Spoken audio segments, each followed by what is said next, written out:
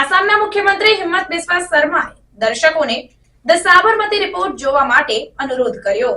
આસામના મુખ્યમંત્રી હિમંત બિસ્વા શર્માએ તાજેતરમાં જ રિલીઝ થયેલી ફિલ્મ ધ સાબરમતી રિપોર્ટ જોવા માટે જનતાને અનુરોધ કર્યો છે, જે 2002ના ગોધરા ટ્રેન દહન ઘટનાને આવરી લે છે। ધીરજ સર દ્વારા દિગ્દર્શિત આ ફિલ્મ વ્યાપક ધ્યાન આકર્ષી રહી છે અને બોક્સ ઓફિસ પર મજબૂત પ્રદર્શન કરી રહી છે।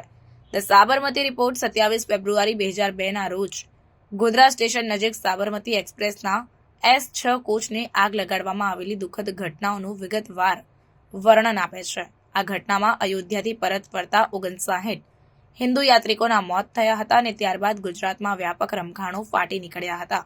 મુખ્યમંત્રી શર્માએ તાજેતરમાં આપેલા નિવેદનમાં ગોધરા ઘટનાના સત્યને બહાર લાવવામાં ફિલ્મના મહત્વ પર ભાર મૂક્યો। તેમણે આ સંવેદનશીલ વિષયને ઉઠાવવાના માટે નિર્માતાઓની હિંમતની પ્રશંસા કરી અને દર્શકોને આ ફિલ્મ જોવા માટે અનુરોધ કર્યો કે જેથી તેઓ ઘટનાઓની ઊંડાણપૂર્વક સમજ મેળવી શકે। ધ સાબરમતી રિપોર્ટ એ મહત્વપૂર્ણ ફિલ્મ છે જે અમારી તાજેતરની ઇતિહાસની સૌથી દુઃખદ ઘટનાઓ પર પ્રકાશ પાડે છે। દરેક માટે તે જોવું અને સત્યને સમજવું મહત્વપૂર્ણ છે, તેમ તેઓએ જણાવ્યું।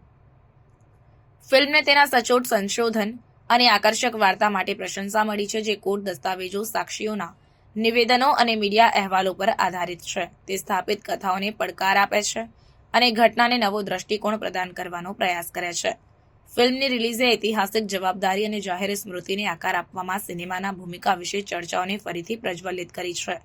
પ્રમુખ રાજકીય આકૃતિઓ, જેમાં પ્રધાનમંત્રી નરેન્દ્ર મોદી અને કેન્દ્રીય ગૃહમંત્રી અમિત શાહનો સમાવેશ થાય છે, તેમણે પણ ફિલ્મની પ્રશંસા કરી છે। પીએમ મોદીએ ફિલ્મને સત્ય બહાર લાવવા માટેના પ્રશંસા કરી અને જણાવ્યું કે નકલી કથા માત્ર મર્યાદિત સમયગાળા માટે જ ટકી શકે છે। અમિત શાહે ઘટનાના ખોટા અને ભ્રામક તથ્યોને બહાર લાવવા માટે ફિલ્મના સ્ટારકાસ્ટની હિંમતની પ્રશંસા કરી। ફિલ્મનું મજબૂત બોક્સ ઓફિસ પ્રદર્શન તેના પ્રભાવ અને 2002ની ઘટનાઓને ફરીથી જોવા માટે જનતાની રસને દર્શાવે છે। ધ સાબરમતી રિપોર્ટે માત્ર ચર્ચાઓને જ પ્રેરિત કરી નથી, પરંતુ દર્શકોને ઘટનાના સામાજિક રાજકીય અસર પર વિચાર કરવા માટે પણ પ્રોત્સાહિત કર્યું છે। ફિલ્મની સફળતા ઐતિહાસિક ઘટનાઓને આગળ લાવવામાં અને દર્શકોમાં ઊંડાણપૂર્વક સમજણ ફેલાવવામાં સિનેમાની શક્તિને હાઇલાઇટ કરે છે। Today we have witnessed the film Sabarmati Express.